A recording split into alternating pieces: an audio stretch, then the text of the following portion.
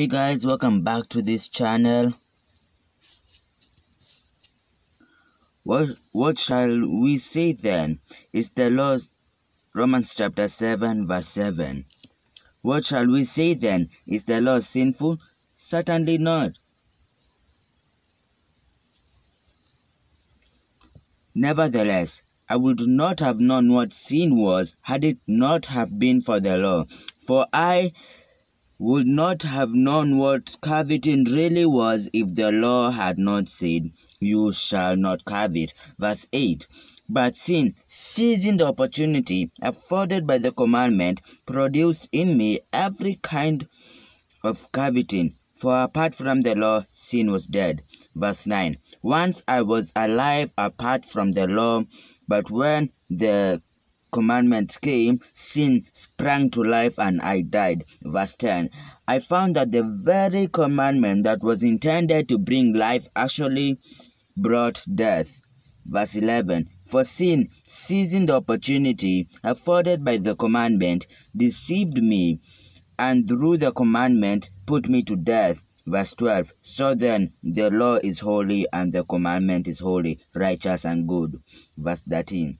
Did that which is good then become death to me? By no means. Nevertheless, in order that sin might be recognized as sin, it used what is good to bring about my death,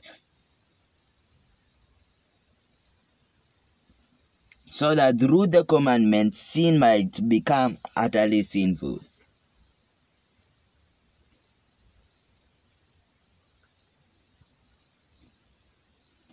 Verse 14. We know that the law is spiritual, but I am unspiritual, sold as a slave to sin. Verse 15. I do not understand what I do, for what I want to do, I do not do, but what I hate, I do. Verse 16. And if I do what I do not want to do, I agree that the law is good. Verse 17. As it is no longer I myself who do it, but it is sin living in me. Verse 18. For I know that good itself does not dwell in me, that is, in my sinful nature.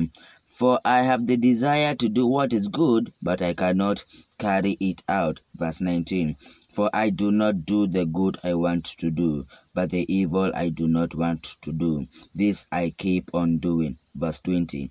Now if I do what I do not want to do, it is no longer I who do it, but it is sin living in me that does it. Verse 21. So I find this law at work. Although I want to do good, evil is right there with me.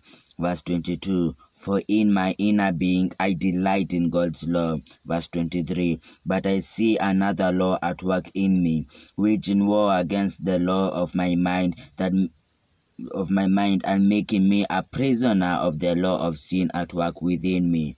Verse 24. What a wretched man I am! Who will rescue me from this body that is subject to death? Verse 25. Thanks be to God who delivers me through Jesus Christ our Lord. So then, I myself, in my mind, am a slave to God's law, but in my sinful nature, a slave to the law of sin.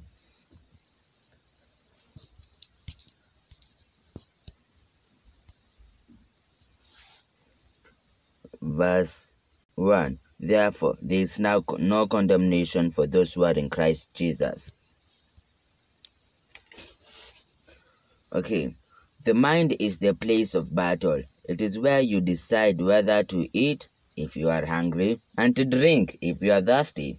The mind is where you decide whether to sin or not. Since Adam and Eve sinned, the mind stopped to be a place of worship. The mind got infected by sin.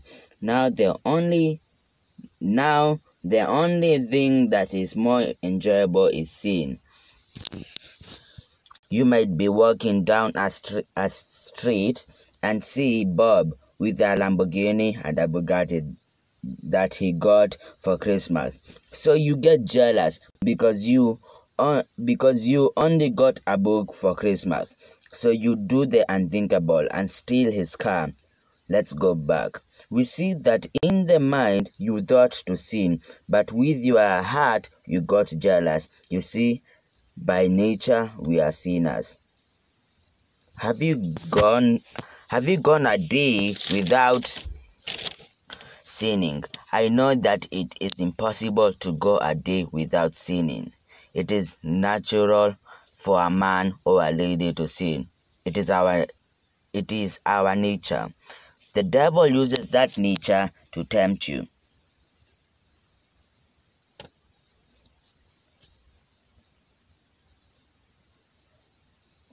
The world, it may be your friends, family, students, and others. What's the most popular thing on YouTube? Is it cat videos? You name it. But nothing has been popular that has lasted since Adam and Eve sinned to this day. What is it, Robbie? That's what if you are asking me that, what is it, Robbie? Yeah, good question. It is sin. Think about it. All human beings have sinned. By nature, we are sinful. It got so bad that in the story of Noah, all human beings died except Noah and his family because God sent a flood. God rescued Noah and his family and his sons' family and the animals because God told Noah to build an ark and gave him instructions. You can read the story of Noah on your own because I am not going to read it in this video. The things that are popular in this world are not always right. Like people take God's name in vain. It is popular to use God's name to express disgust, to express all kinds of bad stuff. We are tempted by the world to commit sins. Why? So that we can be popular or be accepted by people.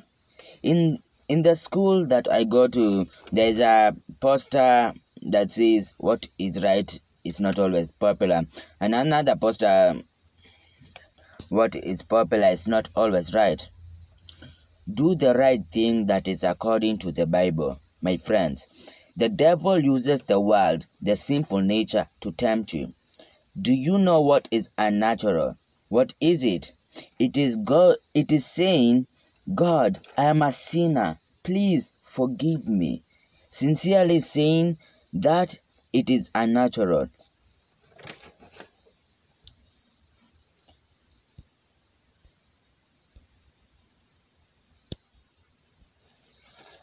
If we go to Ephesians chapter 4.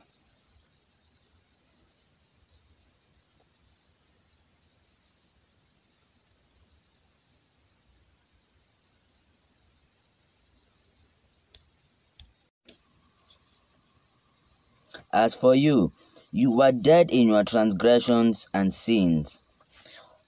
Over here we see that we were dead. And in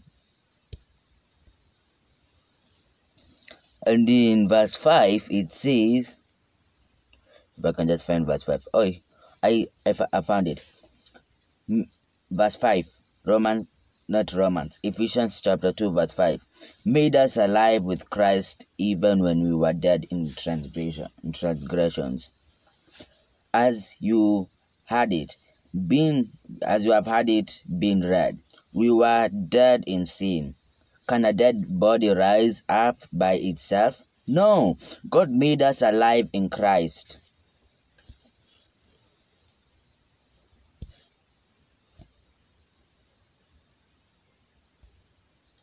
If you go to Isaiah chapter 53, verse 4, surely he took our pain and bore our suffering, yet we considered him punished by God, stricken by him, and afflicted. Verse 5, but he was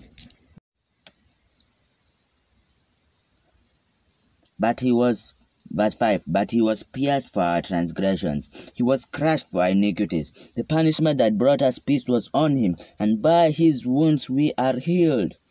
Verse 6, we all like sheep have gone astray. Each of us has turned to our own way, and the Lord has laid on him the iniquity of us all. Verse 7, he was oppressed and afflicted, yet he did not open his mouth. He was led like a lamb to the slaughter, and as a sheep before its shearers is silent, so he did not open his mouth. Verse 8, by oppression and judgment he was taken away. Yet who of his generation protested? For he was cut off from the land of the living. For the transgression of my people he was punished. Verse 9, he was assigned a grave with the wicked, and with the rich in his death, though he had done no violence, nor was any deceit in his mouth. Verse 10, yet it was the Lord's will to crush him and cause him to suffer. And though the Lord makes his life an offering for sin, Jesus Christ did all this so that we can be saved. Now that we are Christians, does it mean I am perfect? No. Each day there is a battle, but we don't have to be afraid because God is always with us. Each day we should fight the good fight of faith. Say no to sin. Don't listen to the devil. If you go to James chapter 4, if I can just find it. Okay, in James chapter 4,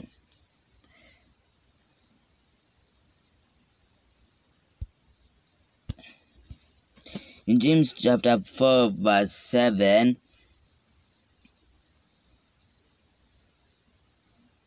to 10, it says, submit yourselves then to God, resist the devil, and he will flee from you. Verse 8, come near to God, and he will come near to you. Wash your hands, you sinners, and purify your hearts, you double-minded. Verse 9, grieve, mourn, and wail. Change your laughter to mourning, and your joy to gloom. Verse 10, humble yourselves before the Lord, and he will lift you up.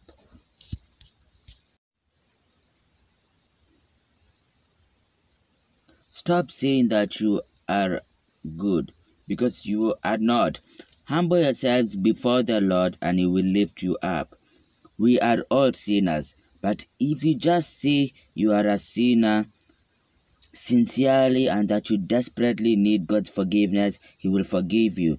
Not because of anything you did, but because of Jesus, because of his great mercy and love.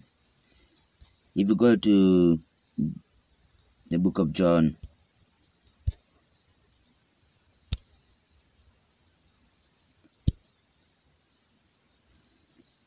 for God so loved the world that he gave his one and only Son, that whoever believes in him shall not perish but have eternal life.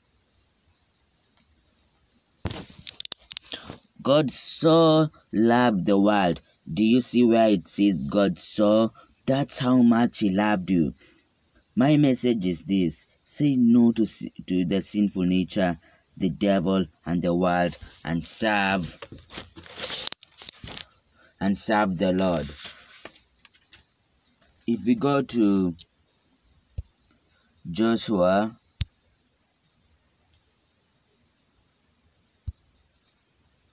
chapter 15,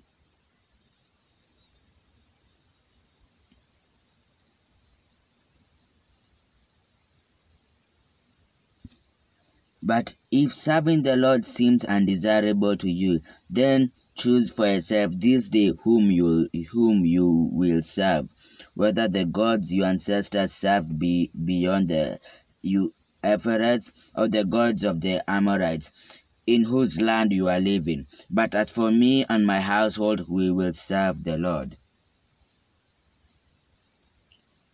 And please, let's tell others about Christ. Thank you for watching.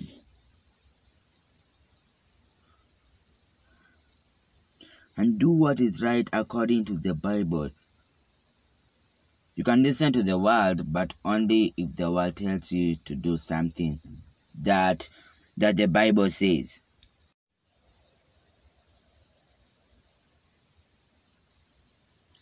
And do what is right according to the Bible.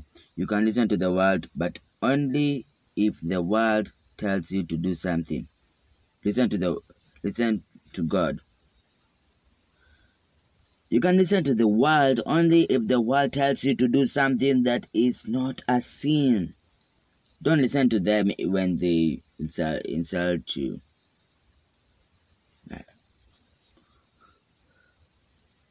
What I'm saying is that, like, if your friends tell you, "Hey, let's go to a Bible study," you can follow them. That's not wrong. I'm saying don't listen to them when they tell you to sin. Like when your friends tell you,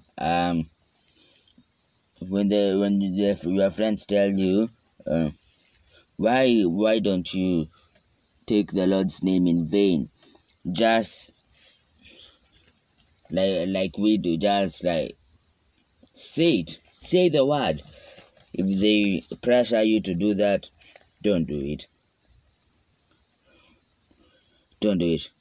And remember, fight the good fight of faith. Don't listen to the sinful nature, because each day there's a battle. Each day there's a battle, and each day there's a battle, and there's a battle about right and wrong. You can choose the right to follow God. As the verse says in Joshua chapter 24 verse 15, "As for me and my household, we will serve the Lord."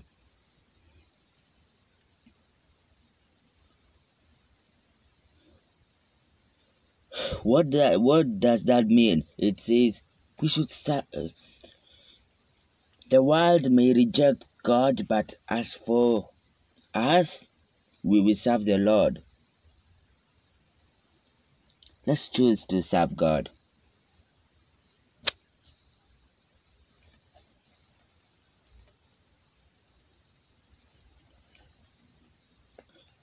Let's choose God. And if you are tempted, you can just pray to God. If you are tempted to commit a sin, just pray to God for Him to help you say no, for Him to give you strength. Pray to Him. Have faith. Believe that He can do it. God loves you very, very much. Too many varies to count, but He loves you so much. Yes, He loves you so much. And if you know the gospel and what Jesus did for you, tell others about Jesus Christ. Tell those people who don't know Jesus Christ, because you know where they're headed to. You know that they're headed to the lake of fire. That's the second death. Just tell them about Jesus Christ. God loves you very much.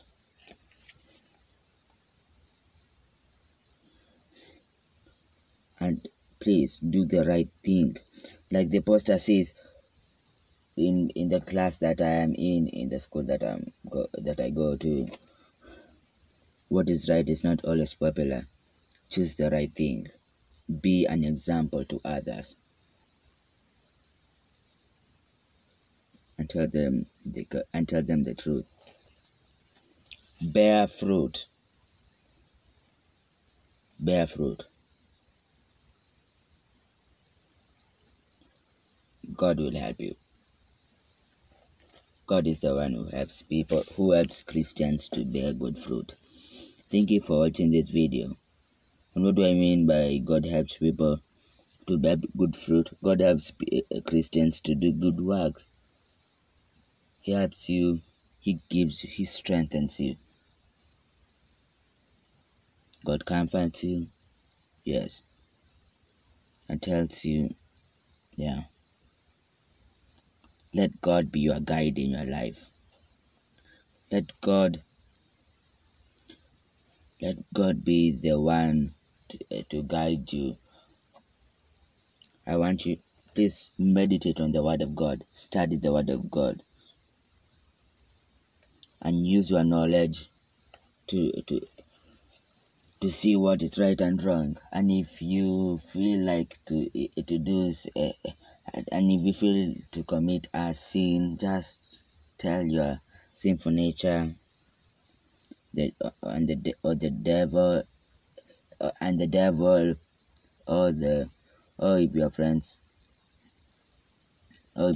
are telling you to commit a sin, say no. Because as this verse says, as for me and my household, we will serve the Lord. And what do I pick? I pick we will serve the Lord. What's your choice? Thank you for watching this video. Have a wonderful day. And remember, God loves you very much.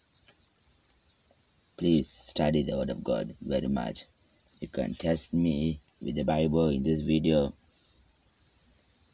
to see where I was wrong, because I'm still learning about the Bible. I'm still learning. I've not finished. I've not read through the Bible. I'm still learning. But so are you. Thank you for watching this video. Have a wonderful day. God loves you very much.